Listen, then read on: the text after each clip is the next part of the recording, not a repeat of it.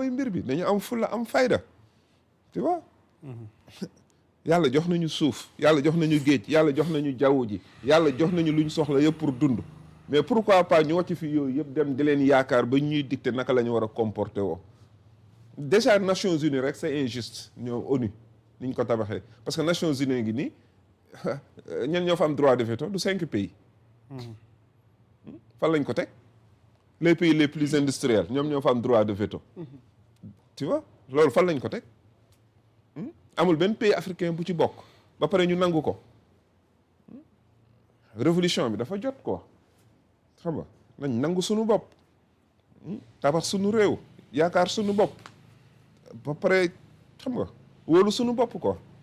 xam nga alhamdulilah ba ñu yàlla bu maye un dirigeant politique boo xamante ni am na courage yu affronter réalité boobu quoi kooku sant yàlla la quoi moo tax bon comme ni ko ñu waxee il faut que peuple bi nekk ci ginnaaw sunu leader wax wan occidentaux yi moom lu mu wax loolu la fi mu ñu jëmee foofu lañ bëgg jëm jàpp ci way yaa Moussa soxna daal la fan lañ jëm. waaw je pense que yaa Moussa dañuy rebondir rek rapidement ci sortie bi nga xamante ne le premier ministre Ousmane Sonko defoon na ko démb. lu tax ma ne nañ fa rebondir mooy actuellement ni ñu bëri jàpp nañ ne exercice de transparence bi mu def. c'est à saluer maintenant la vraie question mooy ci li mu annoncé ci li ñu jot a renégocier. ci yan échéance lañ jëm ak bailleurs yi nga xamante ne peut-être jot nañu dakkal seen contrat yi ci yan base la ñuy dem pour que Sénégal mën ci gis boppam. exploitation aussi bu ñuy wax ne blog yi dafay tàmbali. ñu xool yan réflexion en tout cas parce que suñu dégloo société civile bi lu ci ëpp ñoom seen réaction foofu lañ ko gën a orienté. bon dans l'opposition aussi gis naa ci quelques réactions ñoo xamante ni peut-être nee nañ d'une part d'accord ñu ak PM ci ni mu communiquer c'est comme si que bailleurs yi aussi mën na leen dàq d'autre part ku nekk daal am nga ci perception mais la majorité bi li ñu gën a focaliser wu mooy tey échéance yi ñu jëm ak annonce yi mu def ak li nga xamante ni renégocier nañ ko nan lañ koy dugalaatee ci koom-koomu réew mi ba mu gën a mën a dox yaa Moussa. Samuel ci yow lañ jëm ci point boobu. merci beaucoup yaa Moussa. merci beaucoup Lalla ci point bu am solo boobu nga xamante ni mënuñu fa woon a ñàkk a dugg. di saluer bu baax a baax exercice de transparence bi nga xamante ni gouvernement du Sénégal def nañ ko démb. à travers son premier ministre le guide de la révolution le premier Ousmane Sonko. ñu koy jaajëfalaat bu baax ndaxte gis nañu li nga xamante ni moom la taxawee. mooy taxawaayu transparence ak taxawaayu dëgg. gis nga dëgg fu mu nekkul. leneen loo fa teg ay caaxaan lay doon. tey jàpp naa ne opposition. gisatoo leen wala déggatoo leen ci réew mi parce que amuñ lu ñu wax. parce que Ousmane Sonko mayewul porox ndoll buñ jaaree pour yàpp ko wala pour naan ay lii wala la lam diggante woon ak sénégalais yëpp subaak ngoon guddeeg bëccëg mu ngi ci.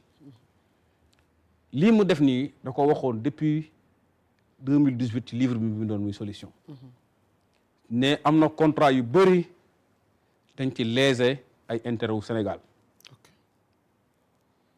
ñëpp daan wax naan ay non kii day wax rek xamul lu xew ak nangam mais démb bañ defee exercice bi ñëpp gis nañu. yaa Moussa li am solo li gën a am solo mooy ICS. yaa Moussa ñun dañoo bëgg autosuffisance alimentaire. autosuffisance alimentaire nit mënu ko def te du bay. mbay moomu ñuy bay dafa am luy gën a ñoŋal bay mi muy engrais. engrais boobu ñu koy jéggaani à hauteur de 3 millions de tonnes par an di ko jox suñu baykat yi. nguur gii sax ñoo ñëw soppi ko mais nguur yi fi daan nekk Macky Sall da doon bàyyee état da ko doon subventionné 10 000 francs mais ñu bàyyee ko ay démarcheurs di ci dugg ba baykat bi ci jot ay 20 000 francs la ci jotee. dama nañ ba saako engrais di jar 25 000. ñii ñëw dindi loolu yëpp di jaayee saako engrais 8 000 6 000 10 000 te engrais boobu li koy defar phosphate la phosphate boobu ñu am ci ba mu doy muy ICS. avant 2000 ICS dafa nekkoon entreprise bu am solo ci Sénégal les plus grands cadres du Sénégal nekkoon ICS. la plus belle cité du Sénégal nekkoon Mboro ñu fa daan ay ingénieurs yoo xamante ni ay ingénieurs sénégalais laa la wax de bon teint ñoo doon yor usine bi di ko doxal amul woon benn tubaab bu ci nekk amul woon benn indien bu ci nekk à partir de 2000 la Ablaye Wade ñëw gars yi dugal ko ci mu privatiser li nga xamante ni mooy ICS jox ko indien yi indien yi respecté wuñu environnement bi lu leen neex lañ fay def RSE yi respecté wuñ ko responsabilité sociétale d'entreprise ñu ngi nekk di yàq dëkk ba ñu bëri ñu ngi daw di génn Mboro di dem ingénieurs yu bëri yu Sénégal dem nañ ñii dem nañ Europe ñii dem nañ Amérique bàyyi fi Sénégal te loolu mu nekk perte bu gande biir Sénégal pourquoi ñun ICS boobu mënuñu koo jël di defaral suñu bopp engrais non seulement pour suñu production ñun mais di ko jaay ci sous-région bi lii la Ousmane Sonko wax démb mu nekk lu am solo moo tax sénégalais yi yàlla xam na ne nañ jàpp ci Ousmane Sonko buñ jàpp ci Ousmane Sonko rek billaahi danañ waay di nga ñëwaat yaa Moussa état du Sénégal dafa amoon lu ñuy wax ay location yoo xamante ni par an mu nekkoon 16 milliards yoo xamante ni état da doon jël ay bâtiment ay yenn structure ma yenn direction yi di leen luweel loolu nekkoon 16 milliards ñi wàññi nañ ko ba moins de 10 milliards mu nekk plus de 6 milliards yoo xamante ni négocié waat nañ ko yii ñu dindi ko yaa Moussa ñu jëloon immeuble bi ñoo xamante ni HTCC dañ ko jaayoon état du Sénégal 24 milliards ba pare continuer di ko fayee ko location état du Sénégal négocié waat na ko ba mujj gi immeuble bi daratul 24 milliards waaye 14 milliards lay jar non seulement 14 milliards lay jar waaye weer yi nga xamante ni état du Sénégal jël na ko jox fayoon ko luyaas borom kër googu noonu moom da koo dellawaat li nga xam ne mooy état du Sénégal à hauteur de 3 milliards 500 yaa Moussa imaginez terme sud dañ fa defoon benn contrat boo xam ne 75 milliards bañ ko négocié waatee 50 milliards lañ ko def 25 milliards yi ñu jël ko jox ko armée pour ñu defar ci ay immeuble provisoire non ay immeuble terme sud armée lañ ko joxaat ba jox nañ 10 milliards yi jox nañ ko armée yeneen 10 milliards joxaat nañ ko beneen projet 5 milliards yi ñu ngi toog di ko xaar pour beneen projet bu ñu koy mën a dugal pour armée yaa Moussa Cilmaxa Pekes Ngaay 24 milliards la ko Macky Sall négocié woon ñun négocié nañ ko ba mu nekk 8 milliards 16 milliards xaalis boobu le politiciens yi daan sàcc wala daan ko jël parce que bu ñu joxee marché bi seen waay mu leer na ne marché bi 16 milliards 8 milliards la ñu joxe ko 24 milliards donc presque 16 milliards wala 15 milliards yëpp seen gafa ga lay dugg léegi nag dañuy jaar ci suuf ñoom ñu séddoo ko buñ ko séddoowee politicien bi jël ci 100 millions dem ci dëkk ba mu ne tofal ñomal ci gars yi boo defee gars yi ne dëkk baa ngi dox fekk na ñun ñu ngi leen di rey la ca des yëpp ñu jël ko dugal ko ci ay paradis fiscaux la ca des yëpp ñu jël ko yóbbu ko ci ay yeneen dëkk investir ko fa ci ay bâtiment tey ministres yu bëri yu nekkoon fii ci ay Macky Sall boo demee ci sous région bi fa lañ am ay immeuble comme nu ko yeneen ministre sous région bi di ñëwee fii Sénégal di fi jënd ay immeuble di rawale xaalisu ñooñu kon donc Afrique lu ñu tee mooy sàcc gi nga xamante ni tey suñu ay gouvernants ñu ngi koy sàcc suñu alal yaa Moussa ñu dawal ñaari at yoo xamante ni tey ji Sénégal dañ ne woon bu ñu toogee atum yàlla FMI dugg la fi loxoom dañuy dem ci banqueroute mooy dañuy dem fayit ba léegi Sénégal mi ngi tenir di fay salaire normal yokk nañ li nga xamante ni mooy indemnité de logement les non fonctionnaires tey état du Sénégal génn na ñi nga xam ne mooy décisionnaire yëpp jël nañ leen régulariser nañ seen li nga xamante ni mooy seen statut tey jii may wax ak yow nii FMI boobu noonu nga xamante ni tey duggul Sénégal ñëpp dañoo yaakaaroon ne dañuy torox xam nga lu ko dindi rapport Bloomberg démb mu nekk benn institution financière boo xamante day saytu wàllu finance ci àdduna bi lan la wax mu ne Sénégal bi nga xamante ni dafa waroon a fay presque 471 milliards 471 millions de dollars ci 13 mars bii tey ñu nekk fay na ko depuis démb le 12 mars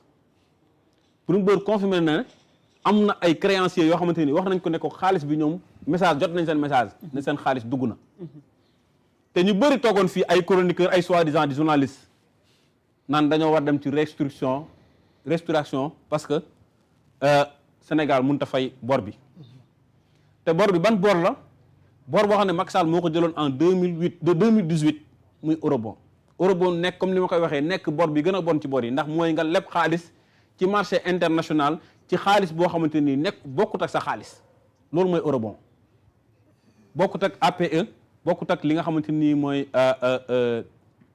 total return swap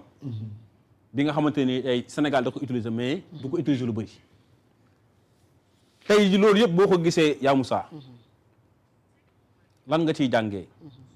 mooy Sénégal mu ngi ci ay loxo yu baax macha allah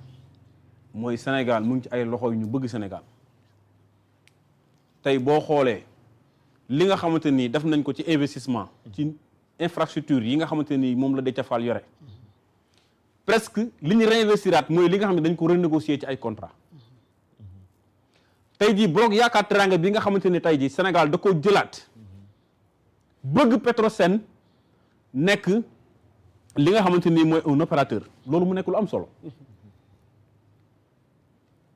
Petrosen nekk un opérateur mooy lan Petrosen diriger li nga xamante ni mooy travaux yi li nga xamante ni keneen kuy ñëw da ngay nekk ci kuppalu Petrosen Sénégal mooy nekk actionnaire majoritaire gis nga loolu tant que amuñu ko yaa Moussa suñu gaz bi ak suñu pétrole bi du ñu jëriñ dara te musiba gi mel ni tey ji li xew tey diggante Iran ak Israël ak États-Unis ba ñu fermer détroit d'Ormuz bu yàggee pays yu bëri ci àdduna bi danañ am problème parce que pétrole ba fay jógee la 15 millions de barils par jour mooy jóge mooy jaar ci détroit d'Ormuz bi di dugg ci àdduna bi wërngal këpp tey boo xoolee Afrique pays yi nga xamante ni naruñ cee sonn Nigéria ci la bokk ndax Aliko Dangote dafa investir usine bu am solo te gis naa mu génne tey benn communiqué ne bu ko ak état nigérien approvisionné en pétrole moom dana fexe ba crise du am Nigéria loolu mooy souveraineté tey jii ñun lu ñu am pétrole lu ñu am gaz tey détroit d'Ormuz buñ ko tëjee weeru yàlla dem ñaari weer yàlla xam na ne essence yokku Sénégal gasoil yokku te boobaa lépp ay yokku kon donc il faut que tey Petrosen boobu noonu ñu valoriser ko ak SAR parce que SAR tey gis nañu mu créé li nga wax ni SAR 2.0 pour ñu mën a raffiner li nga xamante ni moom la ñuy soxla bu ko defee bu ñu jëlee li nga xam ne moom la ñu soxla si pétrole brut Sénégal lim moom ñu yóbbul ko Petrosen ak SAR ñu raffiner ko nga xam ne Sénégal day am souveraineté énergétique loolu mooy waral ñu mën a jël ak boole ko gaz tuppoo bi jël suñu production ñu jëlee ko de 1800 à 2000 mégawatts yóbbu ko ci 10 000 mégawatts boobaa danañu mën a wàññi li nga xamante ni mooy coût bi jëlee ko plus de 100 francs indi ko moins de 60 francs nga xamante ni suñu industrie yi danañu mën a compétitif parce que industrie foog nga am énergie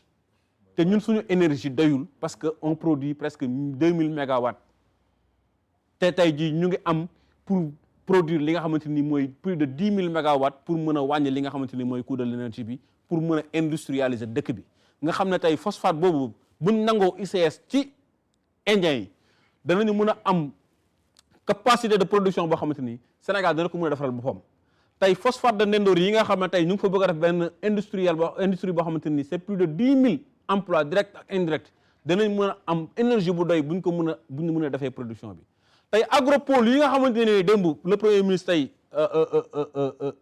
mu ngi ko doon def fële ca Grand Théâtre agropole yooyu noonu dañ fa bëgg a def ay industries yoo xamante ni ay mini industries yoo xamante ni danañ mën a participer ci l'autosuffisance alimentaire mooy dañ ay mini industries yoo xamante ni dañuy produire te produire mënoo ko def sans énergie kon donc mën nañ am yaakaar tey ne Sénégal mi ngi ci yoon bu baax te may ñaan sénégalais yi parce que tey état ñii dañuy ñëw tey def li ñu war a def bu subaa dañuy dem ñeneen ñooy ñëw mais nañu fexe ba ku fi ñëwati mel ne Ousmane Sonko wala nga gën Ousmane Sonko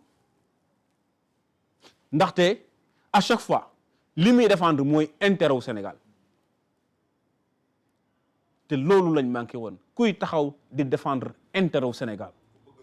ku bëgg Sénégal ki bëgg li ñëpp bokk ñëpp jot ci ki ñu bëgg a génnee ci ndóol diggante solu ak simeeku nag yaramu neen xaj na ci yaramu neen googu la ñu nekk kon sénégalais yi maa ngi leen di ñaanaat di leen ñaaxaat nañu gën a muñ gën a takk ndigg yi gën a topp ci gannaaw tey gouvernement bi te xam ne fam ñu jëlee fam ñu jëmee moo gën fam ñu jëlee yaa Moussa tey foofu laay woo Sénégalais yi pour que ñu comprendre enjeu yi nga xamante ni moo nekk di daw dans le monde xam ne actuellement nii monde bi yëpp ku ci nekk da ngaa renfermer waat sa biir pour mën a am sa souveraineté bopp parce que fa ñu jëm mooy les plus forts dañuy écraser ji les plus faibles ndax yërmande dootul am ndaxte tubaab yi nga xamante ni tey jii dañ ñoo ëpp doole la nga xamante ni moo leen di dundal yëpp dafa nekk fii ci biir Afrique moo tax Ousmane Sonko di wax ne l'heure de l'Afrique a sonné il faut que les Africains comprennent que ne actuellement nii notre heure a sonné te nag bu sonné te ñun gëmuñu ko mooy tubaab bi dañuy ñëwaat di ñuy exploiter tey maa ngi gis ne France ñu ngi songaat Niger bëgg faa jëlaat Bazoum tegaat ko fa yooyu yëpp ci xeetu bëgg ñoo jaay doole la ba mën a jëlaat suñuy ressources yóbbu ko parce que tey jii uranium boobu noonu nga xamante ni moom la France doon jëlee foofu 80 francs la ko France doon jëndee ci fere bu nga xam ne mooy Niger bu demee bokk na ci réew yi ko ëpp en Afrique bokk na ci réew 80 francs boobu noonu da doon jëlal France bu demee transformé ko da doon benn kilo uranium day jëlal France ci économie presque lu toll nag 9000 euros bu ko demee transformé ko jaay ko en énergie mais imagine nga jëndee 80 francs jaayee 9000 euros 10 000 euros mooy 6 millions 500 francs CFA donc 9000 euros mën nañ jàpp ne mooy peut-être ay 5 millions et quelques 5 millions 500 mais loolu boobu bénéfice ku ko perte dootoo am jàmm moo tax fi ñuy tubaab bi amuñ jàmm guddi amuñ jàmm bëccëg li ñuy wax loi homosexuelle bii tey ONU tey di décrier dara ñorul leen ci li leen ñor mooy Sénégal yoon wi mu jël yoonu souveraineté bi mu jël yoonu indépendance bu ñu jël moo leen métti moo leen naqari te xam nañu ne bu Sénégal yeexee fa mu jëm dana jox exemple Afrique yépp le reste de l'Afrique parce que 2 ans FMI ñëwul Banque mondiale ñëwul 300 milliards USAID ñëwul Sénégal continuer di dund ñuy continuer di fay salaire yi ñuy continuer di fay bor bi fi Macky Sall ànd wàcc jëlee déficit bi 14% boobu examen 5,7% gàcce ngalaama gouvernement wu Ousmane Sonko ak président Bassirou Diomaye Faye ak ministre des finances jërëjëf Soumia mais yaa Moussa mënumaa jeexalte du mooy remercier féliciter kenn koo xamante ni kenn du ko bàyyi xel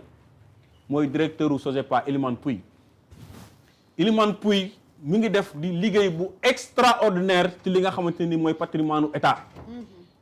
te kenn du ko dégg ci lenn Sénégal moom parce que moom moo ñëwoon ci kii bi démb. moo ñëwoon démb Elimane Pouye déglu naa ko. il passe inaperçu. boo ko tag kële de Tine xaw ma nag. non non Elimane Pouye non Elimane Pouye démb moom la PM joxoon. il passe inaperçu parce que lan li ñuy récupérer ci amul influenceur bu ko wane. amul chroniqueur bu ko taggali maamam. amul journaliste bu ko taggali maamam. amul cogg bu koy wala géwél bu koy wéyal ay maamam. moo tax peut-être nit ñi xamuñu ko. waaw vrai sooja nga cogg. si parce que loolu moo fi ne da ngay gis benn ministre bu liggéeyul dara chaque jour que dafay réseau yi mu occupé ko que la nekk ab directeur général di liggéey lu am solo ci patrimoine état mais imaginez yaa Moussa tey yow bu fekkee ne Sénégal 7 dalaa jox téléphone de service ak auto de service boo jógee Sénégal 7 wala boo retraité yóbbaale ko mais keneen ku la remplacé nan lay def nan la ñuy jële ay logement wu état jox ko ab fonctionnaire boobu retraité ñu jox ko man mun naa daa ko oto mën nga ko yore ba retraité ñu ne la oto sax dañ ko waroon ñu jaay la ko non mën na la ko jaay ci franc symbolique loolu du dara oto du dara mais kër état du Sénégal ñu jox la ko yow fonctionnaire nga pare nga ne ñu may la ko wala nga ne yaa ko moom loolu amul fenn donc il faut que gouvernement bi nag continuer ci loolu parce que du yoon tey jii ngay dem di louer ay hauteur de 16 milliards ba pare yow say bien ak say kër ay nit dëkk ci ba pare ñoo xam ne service état du Sénégal wala jël ko transformé ko dugul yooyu nga bàyyi leen ko du dëgg du yoon te ñu ngi ci encouragé état du Sénégal mu continuer li nga xam ne mooy liggéey boobu di encouragé Elimane Pouye directeur de SOGEPA mu continuer liggéey boobu noonu muy def parce que am na solo te mu ngi liggéeyal Sénégal te Sénégal dina ko delloo njukkal incha allah. mais Samuel dogguma la li nga wax nii bëri na ci ay directeur wala directrices yoo xam ne kenn déggatu leen te pourtant ñu ngi def liggéey bu am solo parce que man personnellement parfois bu ma nekkee ci terrain bi damay jékki saay rek wàcc fenn def naa ko semaine passée ma jékki saay dem ci bureau Soda Marème